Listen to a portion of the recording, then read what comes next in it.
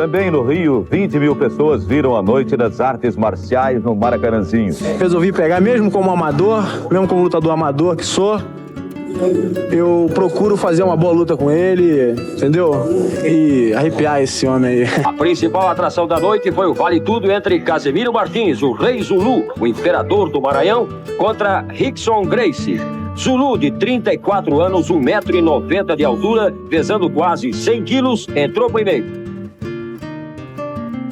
Em seguida, Rickson Gracie, 23 anos, pouco mais de 1,80 m e 80 quilos. A iniciativa foi de Rickson. Aos 4 minutos, Rickson se livrou dessa incômoda posição e estrangulou o imperador do Maranhão. O público vibrou. Mais uma vitória da família Gracie. E vamos ver se esses eventos continuam sendo incentivados, entendeu? Não digo comigo, mas para alegrar esse pessoal todo, ver como é que o pessoal tá carente desse tipo de brincadeira, né? Então realmente é um negócio bacana de se ver. Brincadeira pra você que é forte.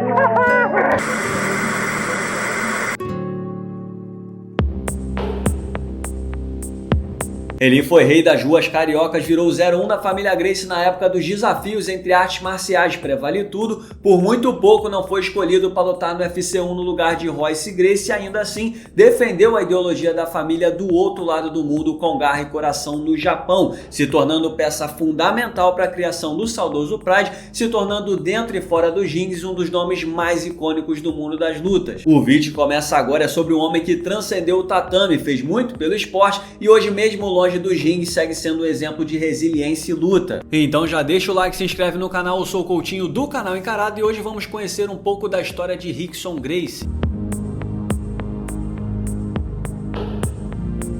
É justo dizer que talvez o MMA jamais existiria sem os Gracie, já aconteciam confrontos parecidos com Vale Tudo ao redor do mundo, especialmente no Japão, mas ninguém foi o mais importante na missão de propagar a ideia do que os membros dessa família, em especial Carlos e Hélio. A obsessão era tanto em transformar o jiu-jitsu na maior arte marcial que eles povoaram o mundo com uma penca de filhos que abraçaram a mesma missão com bravura e valentia. E a volumosa árvore genealógica dos Gracie, confusa por si só, escondia seus segredos durante décadas. Rickson sempre foi apresentado ao mundo como um dos filhos de Hélio Gracie com sua esposa Margarida, mas assim como já revelado nas biografias de Carlos e do próprio Rickson, a realidade era outra. Rickson Gracie, na verdade, era fruto de uma relação secreta de Hélio com a empregada da casa Isabel, carinhosamente conhecida e chamada de Belinha. Margarida tinha problemas de infertilidade, então Belinha servia de barriga de aluguel enquanto Margarida desfilava com uma almofada na barriga até o nascimento dos filhos de Hélio. Afinal de contas, um casal tão famoso quanto Hélio e Margarida eram naquela época não conseguiria explicar de onde saíram esses nenéns, esses bebês sem meses de gravidez. Eu acho que é uma verdade que tem que ser contada em um determinado ponto, entendeu? Quando eu nasci, eu não sabia da realidade. Eu sempre via minha mãe Margarida como minha mãe completamente. Eu não me via de uma outra forma. E até os 16 anos eu acreditava nisso fiamente, assim. Depois eu comecei a juntar os dots e comecei a fazer com que as coisas ficassem mais sentido.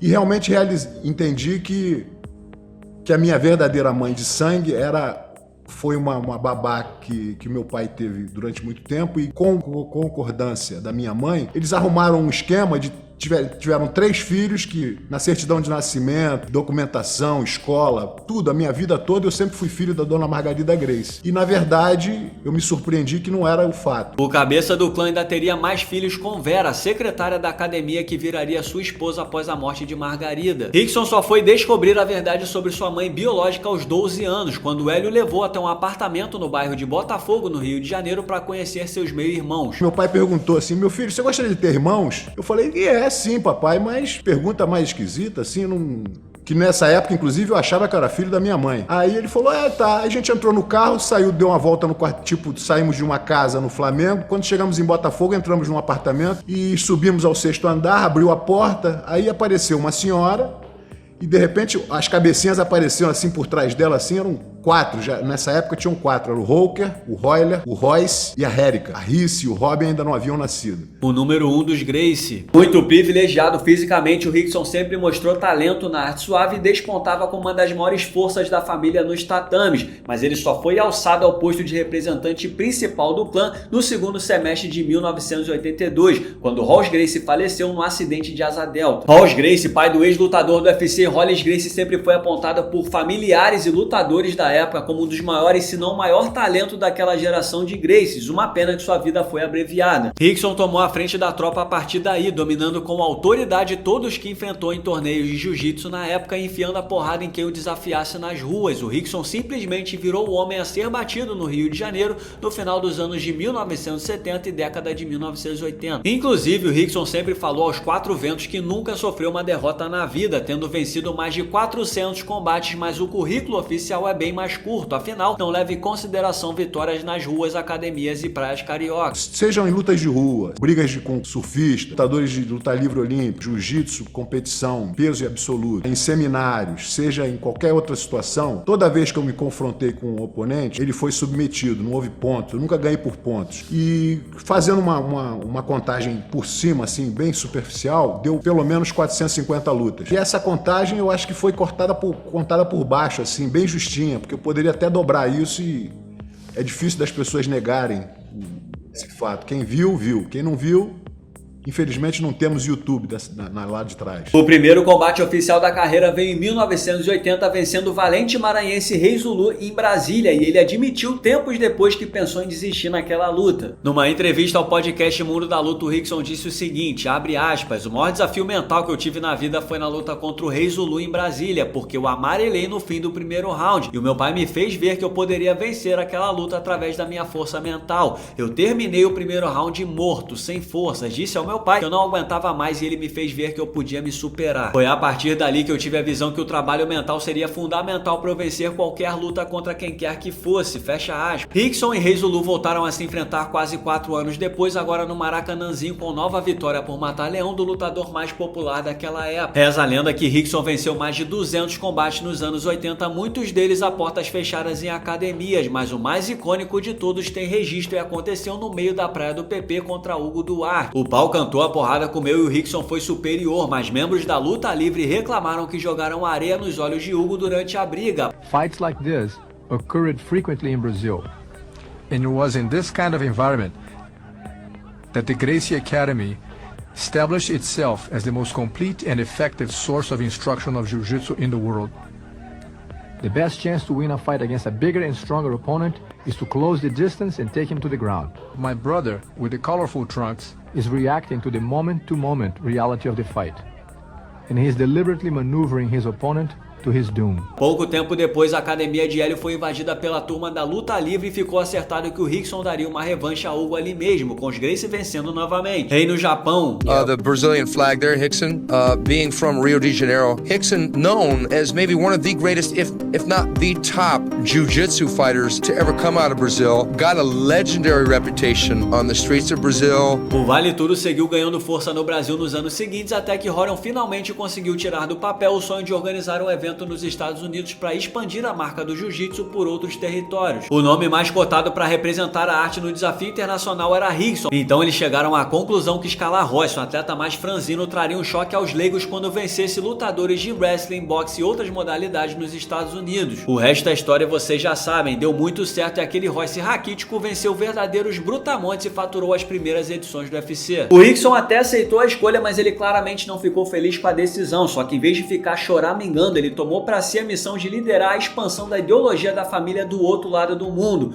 Um ano depois de Royce Gracie brilhar no UFC 1, o Rickson voou até o Japão e fez a mesma coisa, enfileirou 3 adversários na mesma noite no Vale Tudo Japan. Mas 3 vitórias em 1995, todas por matar Leão, seriam uma fagulha para a criação do Pride, evento fundado para promover o duelo de Rickson versus Nobuhiko Takada. Num histórico dia 11 de outubro de 1997, o Rickson venceu com armlock e finalizou da mesma forma exatamente um ano depois na icônica Tokyo Dome. Muitos defendem que Rickson não enfrentou os maiores desafios da sua época, em especial Marco Ruas, além de gringos como Igor Von Chenchen, Mark Kerr, Mark Coleman, Dan Severn, Don Fry e Bas Rutten. O nome de Ruas então perseguiria por décadas, mas quis o destino que eles nunca se enfrentassem. O adeus aos rings. Rickson só foi lutar novamente em maio de 2000, aos 41 anos de idade. A última luta oficial de sua carreira no Vale Tudo foi contra o veteraníssimo Masakutsu Funaki, que naquela época já acumulava 50 aparições no Pancrase em muitas vitórias sobre atletas da elite da época e mais uma vez deu Rickson por mata-leão. Talvez o Rickson até cogitasse seguir lutando depois disso, mas a trágica morte do filho Rockson decretou o fim de sua jornada como lutador. O jovem de 19 anos morreu de overdose em um hotel vagabundo em Nova York e acabou enterrado como indigente por estar sem documentos. Foi definitivamente a maior derrota da minha vida, mas eu acho que me deu também uma luz e a capacidade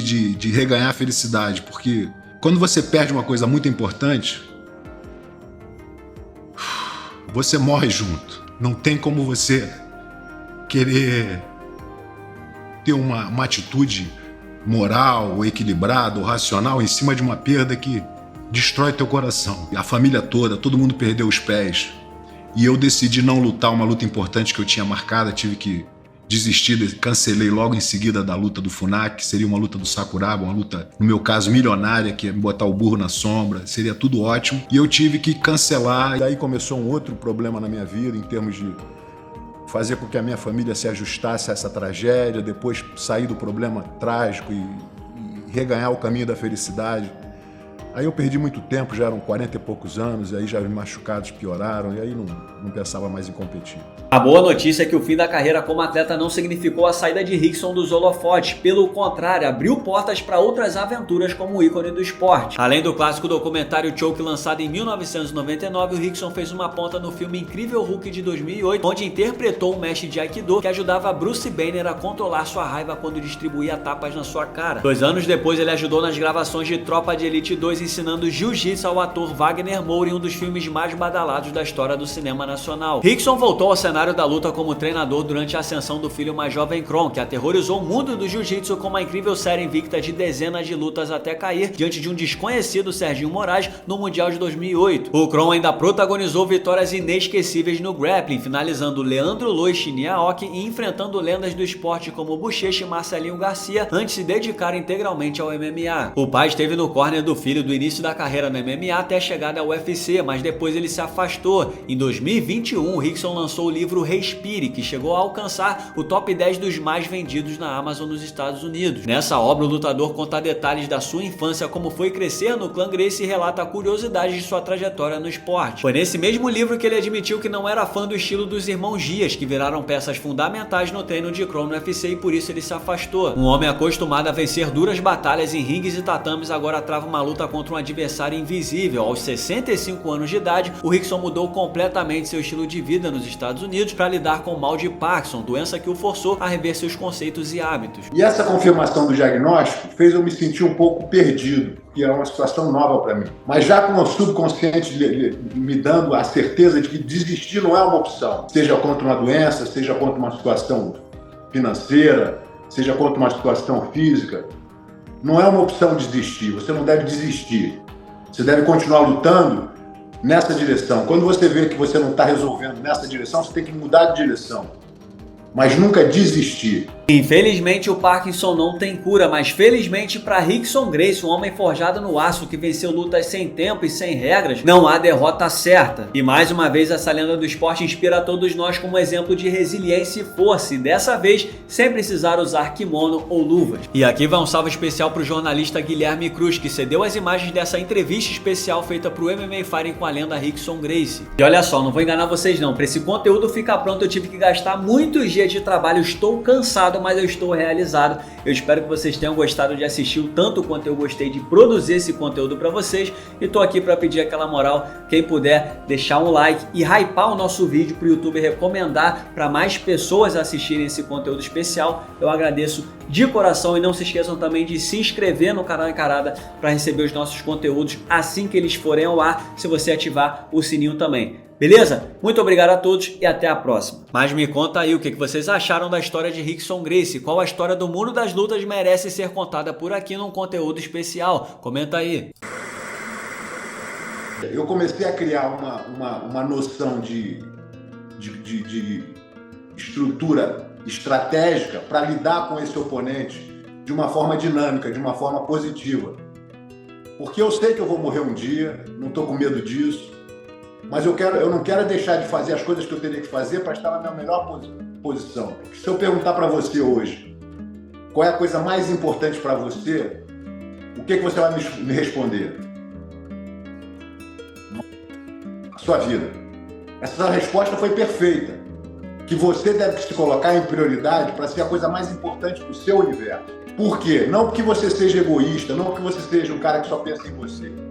Mas quanto melhor você estiver hoje, melhor você vai ser como pai, como amigo, como patrão, como empregado, como conselheiro. Então a ideia de eu estar o melhor possível para mim é uma forma que me deixa feliz, que eu podendo estar no meu melhor, eu posso servir o meu filho, servir os meus alunos, servir os meus amigos, me fazer importante na vida das pessoas. E isso, para mim, é que é o maior valor de tudo, entendeu? É o valor das relações, é a saudade que você vai deixar, é a importância que você tem na vida de cada um, é o serviço que você faz com resultado positivo. Tudo isso é o que faz me sentir vivo, feliz e motivado. Então eu tenho que preservar esse tipo de atitude, de mentalidade até o fim dos meus dias, entendeu? Essa é a grande positividade que você tem de achar uma forma não competitiva, mas de uma forma marcial de lidar com qualquer oponente ou adversário.